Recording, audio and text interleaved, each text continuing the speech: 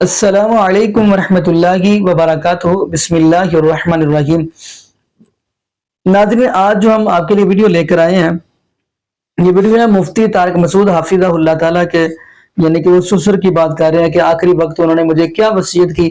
تو آئیے ناظرین، آخر مفتی طارق مسعود حافظہ اللہ تعالیٰ اب وہ بتانا چاہ رہے ہیں کہ مجھے بڑی کمال کی میرے سسر نے آخری وقت دنیا سے جانے سے پہلے یہ وصیت کی۔ تو آخر ناظرین کیا وصیت کی؟ ہو سکتا ہے کہ وہ ہمارے لیے بھی یعنی کہ وہ کام آ جائے اور ہم اپنی زندگی کو یعنی کہ نبی پاک صلی اللہ علیہ وسلم کے طریقے کے مطابق گزارنا شروع کر دے۔ تو آگے ناظرین ہم مفتی طارق مسعود حافظہ اللہ تعالیٰ کی ویڈیو دیکھتے ہیں، تو پھر انشاءاللہ اسی والا سے ناظرین ہم بھی گفتگو کریں گے۔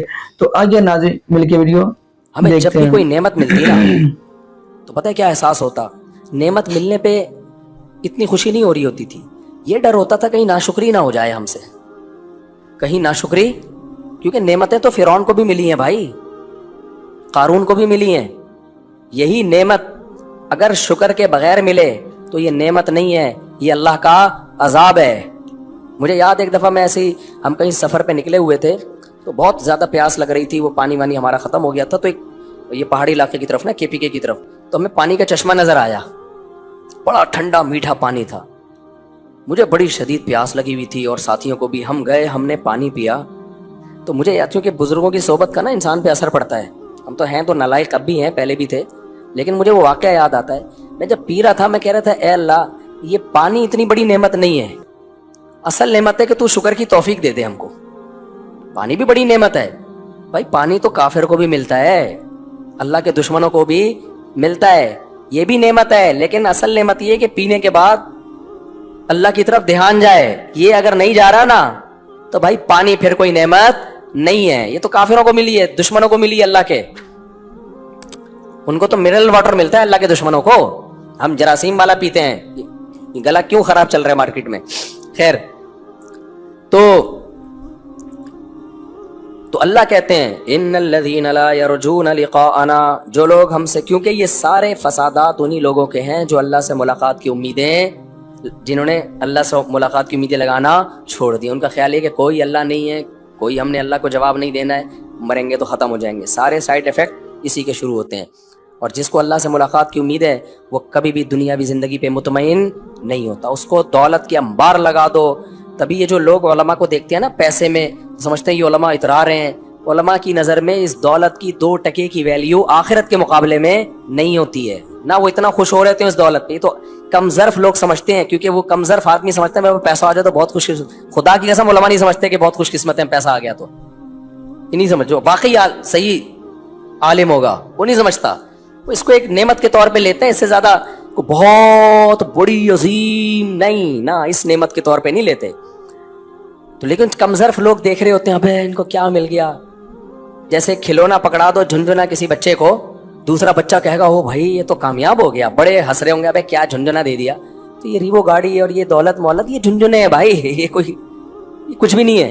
میرے سسر اللہ مغفرت فرمائے دوسرے والے، تو کیونکہ ایسا نہ وہ پہلے والے بولے بھائی میں زندہ ہوں تو نے مجھے مار دیا، مجھے ہائی لائٹ کرنا پڑتا ہے کون سے کی بات کر رہا ہوں۔ ان کے جب انتقال کا وقت تھا نا، بہت بیمار تھے وہ، میں جب ان کے پاس گیا تو عیادت کے لیے، ایک ہی جملہ زبان پہ، بھائی بیماری بھی، صحت بھی اللہ کی نعمت ہے، اور حالانکہ کینسر تھا ان کو ہڈی کا، پیچھے ریڑھ کی ہڈی کا، اس قدر تکلیف میں تھے نا وہ، اس قدر تکلیف میں، اور بستر مرگ پہ پڑے ہیں، زندہ رہنے کا کوئی چانس نہیں ہے۔ جب میں ان سے ملنے کے لیے گیا انہوں نے کہا بیٹا صحت بھی اللہ کی نعمت، اور میرے شیخ حضرت مفتی رشید احمد صاحب سے بیعت تھے نا، تو ان کا حوالہ دے رہے تھے کہ ہم نے تو حضرت سے سنا ہے کہ صحت بھی اللہ کی نعمت ہے اور بیماری بھی اللہ کی نعمت، یہ بھی اللہ کی نعمت ہے، گناہ معاف ہوتے ہیں۔ کیسی تسلی! میرے استاد سے مفتی موسیٰ رحمۃ اللہ علیہ، جب وہ بیمار ہوئے، ان کو بہت سخت بیمار، حالانکہ جوان تھے، وہ جوانی میں ہی فوت ہو گئے، تو جب میں ان سے ہاسپٹل میں ملنے کے لیے گیا نا تو نلکیاں لگی ہوئی ہیں، بہت سخت قسم فرسی کی حالت تھی۔ اب یہ واقعہ سناتے ہوئے بھی مجھے جذباتی سا ہو جاتا ہوں میں، ان کی آنکھوں سے آنسو نکل رہے تھے، تو ہم سمجھے کہ شاید بیماری کی تکلیف میں کیا ہے، موت بھی ہے ظاہر ہے، بچے بھی چھوٹ رہے ہیں، سب کچھ۔ انہوں نے کہا مجھے کسی چیز کی فکر نہیں ہے، بس مجھے یہ فکر ہے کہ مجھ سے جو گناہ ہوئے ہیں، کوئی غلطیاں ہوئی ہیں، اللہ وہ کیا کر دے، معاف. یہ وہ لوگ ہیں جن کے بارے میں قرآن کہہ رہے ہیں کہ یہ ایسے نہیں ہیں. یہ جو ہے نا جو دنیا پہ مطمئن ہو گئے, تو یہ وہ لوگ تھے جو دنیا پہ مطمئن نہیں ہوئے. وہ کہہ رہے تھے بھائی اصل کیا ہے, آخرت ہے. اور ویسے بھی وہ اگر زندہ رہتے تو اتنا پرانا واقعہ ہو سکتا ہے اب تو ویسے ہی انتقال کر چکے ہوتے. کوئی پہلے مر جاتا ہے, کوئی کیا کرتا ہے بعد میں مر جاتا ہے. میں نے کسی دنیا دار کو نہیں دیکھا کہ وہ رو رہا ہو اس چکر میں کہ یار کاش بس مجھے دعا کرو میری مغفرت ہو جائے. مجھے مغفرت کی فکر ہے, صحت کی اتنی فکر نہیں ہے. تو یہ وہ ذہن ہے جو قرآن بنانا چاہتا ہے کہ آخرت کو مسلط کر دو اپنے اوپر. تو یہ آیت پڑھتا ہوں بڑا مزہ آتا ہے. ان الذین لا یرجون لقاءنا, وہ لوگ جو ہماری ملاقات سے امیدیں نہیں لگاتے, بھول گئے ہمیں. ورضوا بالحیات الدنیا, اور یہ اگلی آیت اور مزیدار ہے. کیوں بھول گئے ہمیں؟ اسی دنیا کی زندگی پہ کیا ہو گئے ہیں خوش, کیونکہ یہاں بڑی نعمتیں ہیں, بنگلے بھی ہیں, گاڑیاں بھی ہیں, شاپنگ سینٹر بھی ہیں, اور یہاں پر رنگ برنگی جو ہے بد نظری کے لیے عورتیں بھی ہیں, فوش فلمیں بھی ہیں, بڑی عیاشی ہیں یہاں پہ, شراب کباب بھی ہے. فرماتے ہیں وَاطْمَأَنُّوا بِهَا وَالَّذِينَ هُمْ عَنْ آيَاتِنَا غَافِلُونَ, جس کے نتیجے میں یہ ہماری آیات سے کیا ہو گئے, غافل. اب ان کو بتایا جاتا ہے یہ سود ہے چھوڑ دو, نہ. یہ نماز ہے پڑھ لو, نہ. یہ اب ہماری آیات سے کیا ہو گئے, غافل. کوئی فزکس پڑھ رہا ہے, کوئی کیمسٹری پڑھ رہا ہے, کوئی جناب بزنس کمانے کے اور بہت سارے طریقے پڑھ رہا ہے. اب اسی میں الجھ کے رہ گئے. ٹھیک ہے پڑھو بھائی, اللہ کی آیات سے تو غافل نہ ہو نا. اللہ فرماتے ہیں اولئک مأواہم النار, یہ وہ لوگ ہیں جن کا ٹھکانہ آگ ہے. جن کا ٹھکانہ کیا ہے, آگ ہے. بما کانوا یکسبون, اللہ یہ تو بڑا ظلم ہے, تو آگ میں ڈال دے گا. اللہ کہتے ہیں نہ نہ نہ, بما کانوا یکسبون, جو جرم انہوں نے کیا ہے نا اس کی یہی سزا بنتی ہے. ایک ملحد نے اعتراض کیا کہ جرم تو تھوڑی دیر کا ہوتا ہے, اور قرآن کیا کہہ رہا ہے, سزا ہمیشہ کی جہنم, یہ تو ظلم ہے.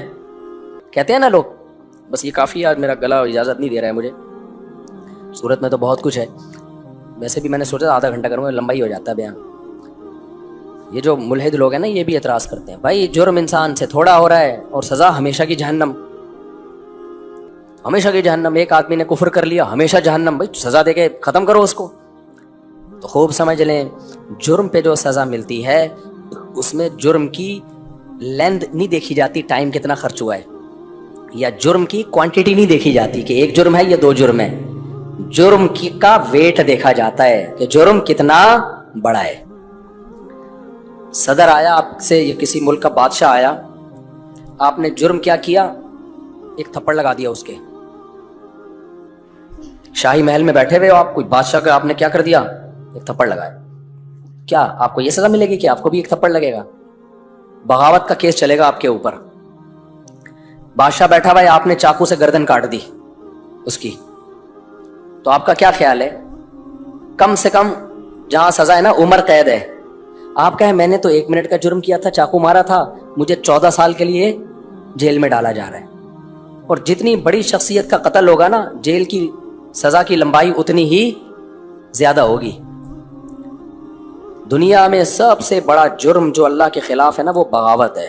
بغاوت کا مطلب میں اللہ کو مانتا ہی نہیں, یا اللہ کے ساتھ کسی اور کو شریک کرتا ہوں, یا اللہ کو تو مانتا ہوں فارمیلٹی پوری کرنے کے لیے, جیسے ماننے کا حق ہے ویسا نہیں. وہ ماننے کا حق کیا ہے کہ اللہ کی کتابیں, اللہ کے پیغمبر, تاکہ پتہ چلے اللہ کا مخلوق کے ساتھ ایک رشتہ ہے. آپ نے پیغمبروں کا انکار کر دیا تو پھر ایسے اللہ کے ماننے کا فائدہ کیا؟ آپ کو کیا پتہ چلے گا اللہ آپ سے کیا چاہتا ہے؟ تو اسلام نے 2 قسم کی خرابیاں بتائی ہیں. ایک نظریات کی خرابی, اتنی خرابی کہ اللہ کے باقی ہو جاؤ, اس کی بخشش نہیں ہے, اس کی ہمیشہ جہنم ہے. دوسری خرابی عملی, مانتے ہو اللہ کو, اللہ کی کتابوں کو, اللہ کے پیغمبروں کو, عملی طور پر گڑبڑیں ہوتی رہتی ہیں آپ سے. آنکھ میں ٹکا ہو گیا اس دن, سمجھ رہے ہو نا, غلط انٹیوں کو دیکھ لیا آپ نے. اللہ کو تو مانتے ہو آپ, قرآن کی اس آیت کو بھی مانتے ہو, یغضوا من ابصارہم, نظر کیا کرنی ہے, جھکانی ہے. یہ وہ جرم ہے جس میں اللہ کہتا ہے ہمیشہ کی جہنم بولو نہیں ہے. جتنا جرم ہے اتنی سزا ملے گی. اور اس میں توبہ کا دروازہ بھی ہے, ہو گیا توبہ استغفار کرو. اور اس میں اللہ نے یہ بھی رکھا کہ چلو بھائی بعض دفعہ دنیا میں ہی نمٹا دیتا ہوں. ایک صحابی کسی خاتون کو دیکھتے ہوئے جا رہے تھے, آگے سے سر ٹکرا گیا کسی ستون سے, اور نبی کے پاس آئے, یا رسول اللہ مجھ سے ایسے بدنظری ہوئی ہے اور ایسے سر ٹکرایا ہے. آپ نے فرمایا تل کا بھی تل کا, اللہ نے یہیں کیا کر دیا, نمٹا دیا معاملہ. سمجھ رہے ہو نا. تو اسی طرح اور بھی بڑا کوئی جتنا بھی جرم ہو جائے نا, عملی طور پر مانتے ہو اللہ کو, اللہ کی کتاب کو, باغی نہیں ہو, عملی طور پر کوتاہی ہو گئی, اس کوتاہی پہ اڑتے نہیں ہو. ہاں ہے نا, جو اڑتا ہے نا اپنے گناہ پہ وہ بھی باغیوں میں ہی شمار ہوتا ہے. ہاں نا, کیا ہے نا, نہیں پڑھتا نماز تو نہیں پڑھتا نا, یا فخر, یعنی اس کو فخر سے بتا رہے ہو, وہ بھی کافر ہے. سمجھ رہے ہو. تبھی تو میں کہتا ہوں جو لوگ یوٹیوب پہ اپنی گرل فرینڈ کو شو کر رہے ہیں نا, تمہیں بھنگی, تمہیں شوق ہے اگر گدھے گھوڑے جیسی زندگی گزارنے کا, تو گناہ کو گناہ سمجھ کے تو کرو یار. دنیا میں جب تم اس کو لا رہے ہو, گھما رہے ہو, سب کو بتا رہے ہو, راتوں میں ہوٹل میں راتیں گزار رہے ہو, تم یہ شو کر رہے ہو کہ ہم باغی ہیں خدا کے, ہمیں اس جرم پہ کوئی ندامت بولو نہیں. ایک ہے جو منہ پہ کپڑا ڈال کے طوائف خانے جاتا ہے, وہ بھی مجرم ہے. ایک ہے جو طوائف کو ساتھ, وہ بھی گرل فرینڈ طوائف ہی تو ہے, کوئی فرق تھوڑی ہے اس میں. تبھی حدیث میں آتا ہے کل امتی معافن الا المجاہرین, جہار سے نکلا ہے بخاری کی حدیث. ہر امت قابل معافی ہے, لیکن جو گناہ اتراتے ہیں نا, دنیا کو بتا بتا کے گناہ کرتے ہیں, اللہ کہتا ہے جب اس کو خود اپنے گناہ پہ شرمندگی نہیں ہے, یہ اپنی بخشش خود ہی نہیں چاہتا, تو میں کیوں کروں اس کی بخشش. تو باغیوں کے لیے معافی نہیں ہے, سمجھتے ہو. گناہ ہو جائے چھپ کے توبہ کرو, معافی مانگو اللہ سے, اس میں بڑی ہے سزا ملے گی. بعض دفعہ یہی ہوگا کہ ہو سکتا ہے سفارش کام آ جائے نبی کی, ملے ہی نہیں سزا. بعض دفعہ سزا زیادہ تھی, آدھی ملے, آدھی معاف ہو جائے اللہ کی. جیسے قیدیوں کو جیل ہوتی ہے, ملتی 14 سال کی سزا ہے, نکل 7 سال میں ہی آتے ہیں, اور ہمارے یہاں جانے سے پہلے ہی نکل آتے ہیں سسٹم کے تحت. سسٹم بلکہ اور دوسروں کو بھیج رہے ہوتے ہیں. ٹھیک ہے, اچھا خیر, ہمارا تو عجیب سسٹم ہے نا, وہ تو اللہ ہی قیامت کے دن اللہ ہر چیز کا فیصلہ کرے گا, اس لیے زیادہ مایوسی کی ضرورت نہیں ہے. یہ ایسے تو فلانا, ابے جو جیسا ہے نا یہ اصل آخرت ہے بھائی, اس لیے زیادہ ٹینشن لینے کی ضرورت نہیں ہے. موسیٰ علیہ السلام کے دور میں بنی اسرائیل نے کتنی ٹینشن لی ہوگی فرعون کی, یار یہ انسان کا بچہ ہے, بچوں کو ذبح کر رہا ہے, کیا کر رہا ہے. اب بنی اسرائیل کو ٹینشن ہو رہی ہے.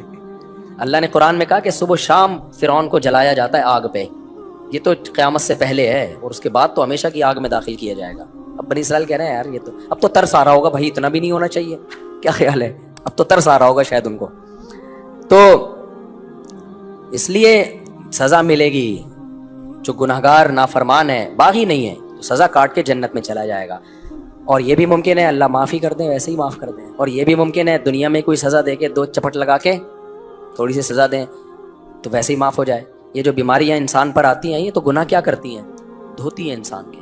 تو لیکن اب یہ نہیں کہ گناہ کرنا شروع کر دیں, ہو سکتا ہے پیغمبر کی سفارش کام آ جائے, ہو سکتا ہے یہ ہو جائے, ہو سکتا ہے نہ بھی تو ہو, کیونکہ اللہ نے دھمکی تو دی ہے گناہ گار کو بھی. ان الذین یکسبون الاثم سیجزون, جو بھی گناہ کماتا ہے بدلہ ملے گا, اصل قانون یہی ہے. تو لیکن اس میں اللہ اگر کسی کو معاف کر دے تو پھر اللہ کی مرضی ہے. تو توبہ کرتے رہو اور بچنے کی کوشش کرتے رہو. جی ناظرین, آپ نے یہ ویڈیو ملاحظہ فرمائی, تو ماشاءاللہ مفتی طارق مسعود حفظہ اللہ تعالیٰ کی آپ نے گفتگو سنی. تو ناظرین, سب سے بڑی وصیت جو ہے آپ دیکھیں گے وہ ہے ہمارے محبوب علیہ السلام نے جو اپنی امت کو پیغام دیا ہے. یعنی اپنے رب سے ملاقات کرتے ہوئے تو کیا فرمایا, الصلاۃ الصلاۃ الصلاۃ, یعنی نماز نماز نماز. اس کے بعد نبی پاک صلی اللہ علیہ وسلم نے فرمایا کہ اپنے غلاموں کا خیال رکھنا, یعنی یہ نبی پاک نے وصیت کی ہے. بلکہ یہاں تک حدیث کے اندر ملتا ہے کہ ایک صحابی نے آ کر پوچھا کہ غلام اگر دن کے اندر بار بار غلطی کرے تو اس کو معاف کیا جائے, تو نبی پاک صلی اللہ علیہ وسلم نے فرمایا اگر 70 مرتبہ بھی اگر وہ غلطی کرتا ہے تو آپ اس کو 70 مرتبہ ہی معاف کریں. لیکن آپ ناظرین معاشرے کے اندر دیکھ لیں اتنا ظلم اور زیادتی ہے. تو اس لیے یقین مانیے, اس لیے اس ملک کے اندر مہنگائی, معیشت, کیا برا حال ہے. تو ناظرین دعا کرے اللہ پاک غلاموں کے ساتھ, نوکروں کے ساتھ اللہ پاک, مزدوروں کے ساتھ اللہ پاک نرمی کرنے کی توفیق دے.